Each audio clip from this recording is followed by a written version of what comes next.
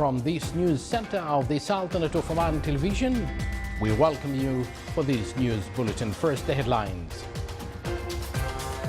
On behalf of His Majesty Sultan Qaboos, His Highness Sayyid Fahad bin Mahmoud Al Saeed heads the Sultanate delegation to the 29th Arab Summit being held in Tehran in the Kingdom of Saudi Arabia.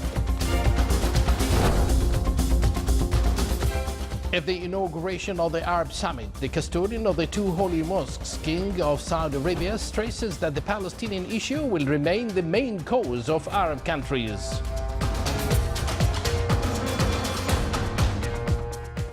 Assigned by His Majesty the Sultan, His Excellency, the Minister responsible for Defense Affairs, heads to Saudi Arabia to attend the demonstration and the military joint exercise Gulf Shield 1.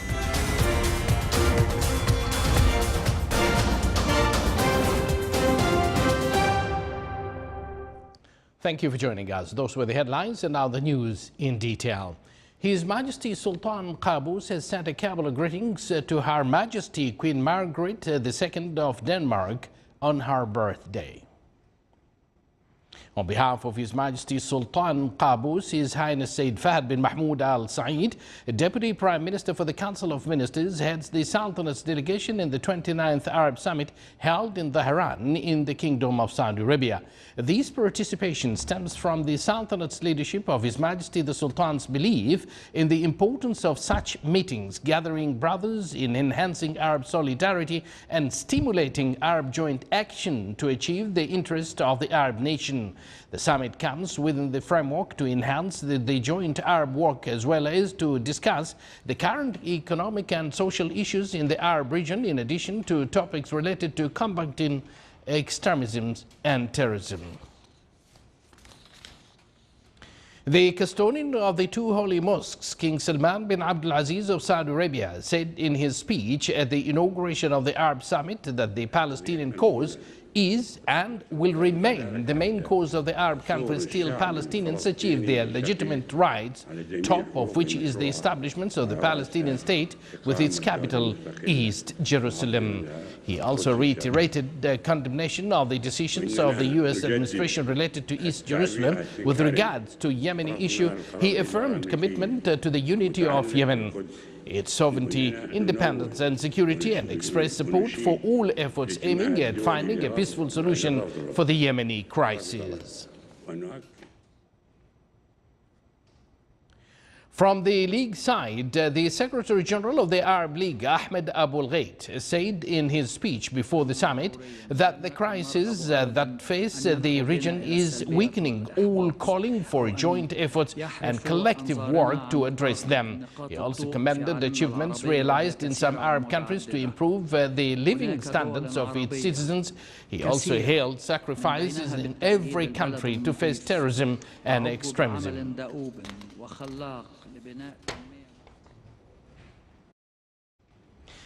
Assigned by His Majesty Sultan Qaboos and fulfilling the generous invitation to His Majesty by the custodian of the two holy mosques, King Salman bin Abdul Aziz Al Saud, His Excellency Sayyid Badr bin Saud bin Harb Al Busaidi, Minister responsible for Defense Affairs, left the country this afternoon, heading to Saudi Arabia to attend the demonstration and the military shows accompanying joint exercise Gulf Shield 1, which will be held tomorrow in Ash-Sharqiyya province in the Kingdom of Saudi Arabia.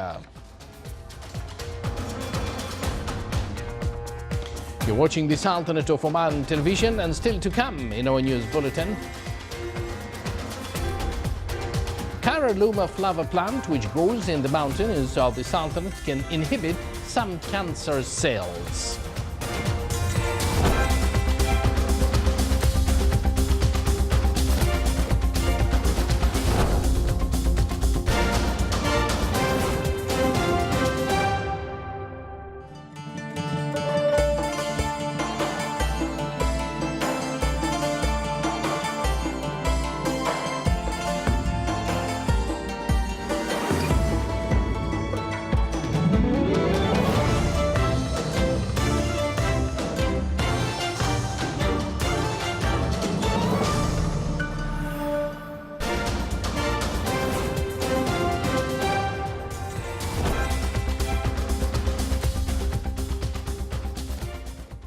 Welcome back to the news from the Sultanate of Oman television.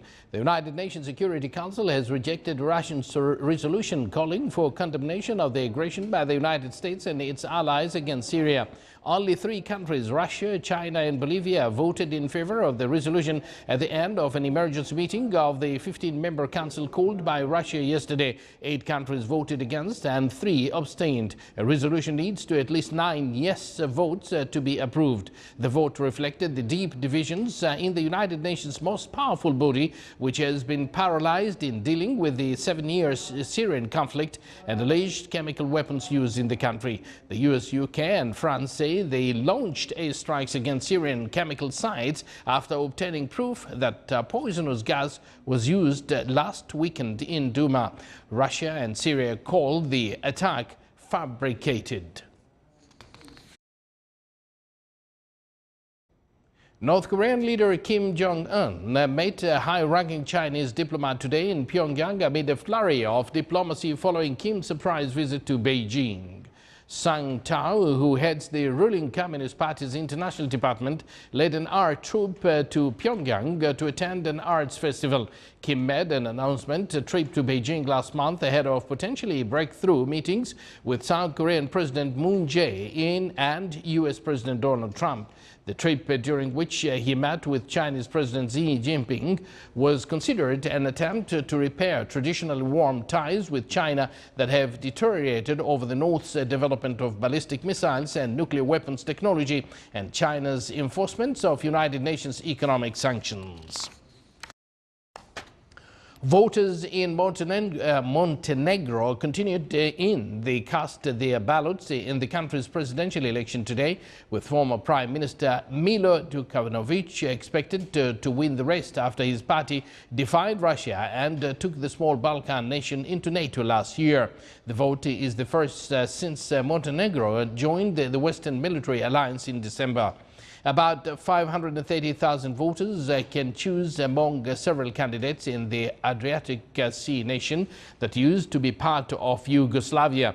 Lawmaker Dragica Vuksanović is the first ever female presidential candidate in the staunchly conservative male-dominated society.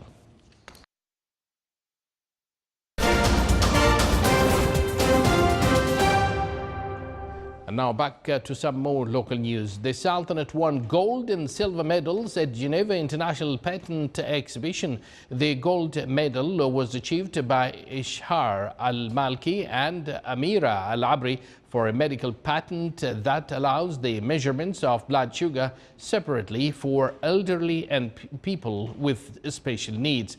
The silver medal was won by engineer Al-Muhannad Al-Mandari for an innovation for recycling plastic substances in a way that reduces its dangers. More than 40 inventors took part in this year's exhibition. As part of the series of events during which the Cultural Committee at Nizwa Club seeks to revive the biography of scholars and to review their scientific achievements, the committee held a cultural and poetry evening in memory of Sheikh Dr. Ibrahim bin Ahmed Al-Kindi.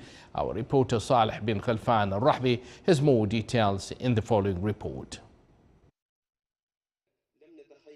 The Sheikh of Vision was the title of this cultural and poetry evening, which was dedicated by the Cultural and Scientific Committee at Nizwa Club to revive the biography of Sheikh Dr. Ibrahim bin Ahmed Al-Kindi as one of the most prominent men of science, literature and fluency.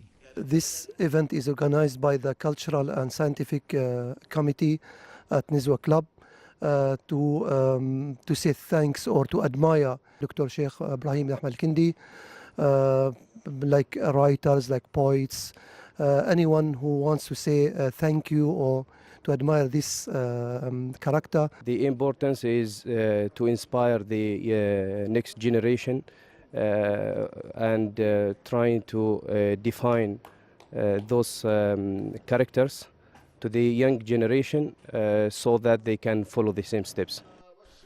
At the event, a number of poets expressed their feelings towards the scholar and their pride in his biography and his scientific and literary achievements. He affected our life and all generation with positively with several programs and ideas. We are coming here, all of us, to say thank you. He was a distinct professor and alim in so many fields. So he was possessing the multidisciplinary strength in the sciences that he was mastering.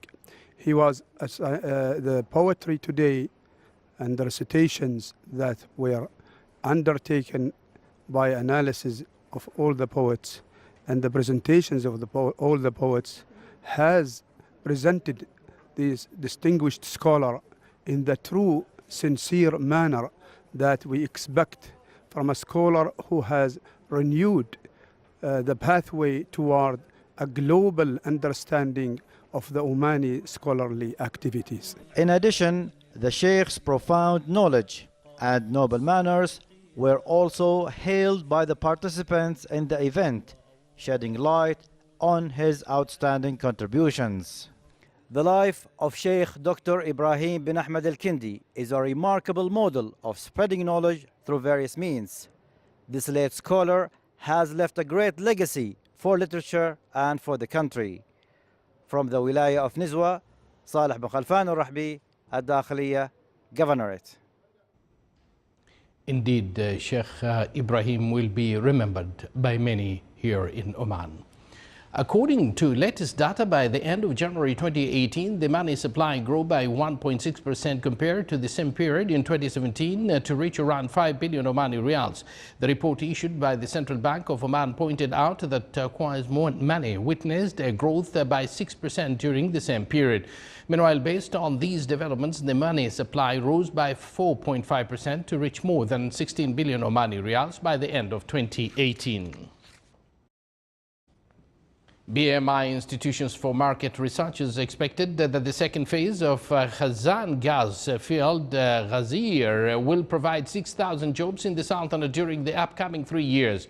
The institution confirmed that the second phase will be important in preserving the local gas production at the beginning of 2020. It's worth mentioning that Khazan field has the biggest gas accumulations in the Middle East, which will support the Sultanate gas production in the future.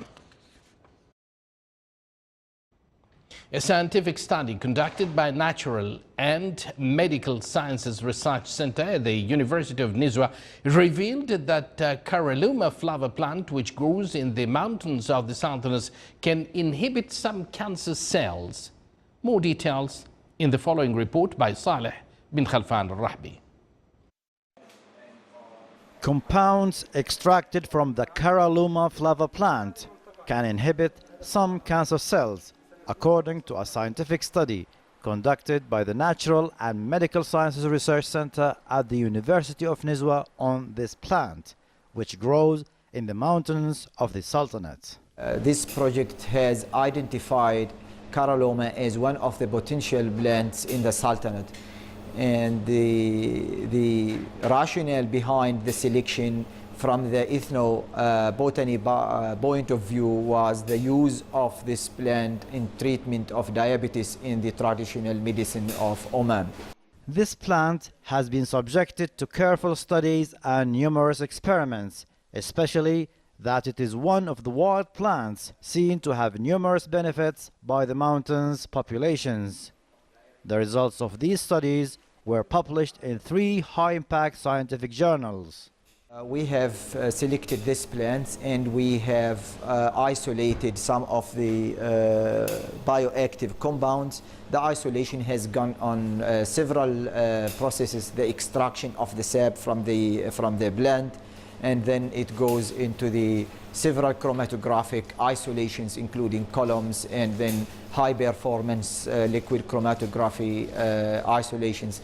And then next step after isolation, purification and identification of the bioactive compounds. The team that conducted the study reached at very significant scientific and medical results. The compounds have been tested against two types of cancer cell lines, the breast cancer cell line and ovarian cancer cell lines, as well as on normal fibroblasts. And the interesting results of these compounds are they are not only able to kill the cancer cells, but also the normal cell lines have survived. So it could differentiate between the healthy cells and the cancer cells. In the mountainous regions, the Caralluma flava plant, of which 19 species are located around the world and 7 of which are registered in Oman, remains of interest to the mountain population because of its nutritional and medicinal value. It is worth mentioning that when using this plant, people in Oman mix it with other wild plants to get greater benefits. For the Sultanate of Oman Television English News, صالح بن خلفان الرحبي, الداخلية, Governorate.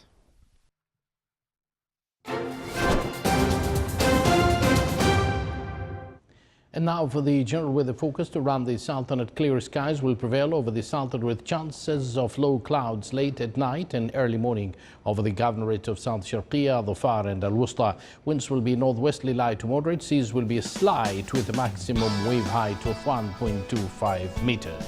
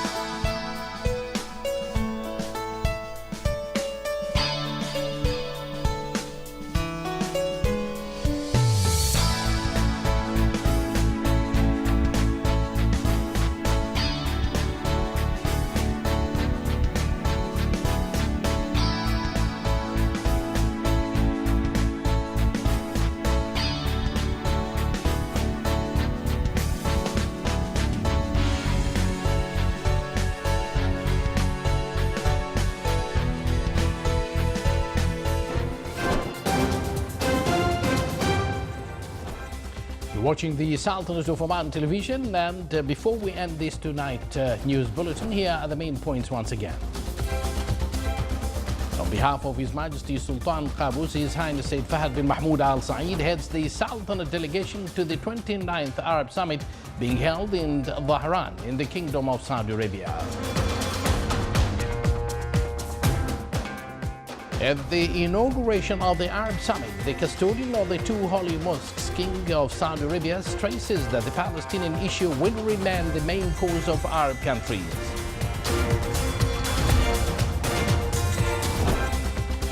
And assigned by His Majesty the Sultan, His Excellency the Minister responsible for Defense Affairs heads to Saudi Arabia to attend the demonstration and the military joint exercise Gulf Shield 1.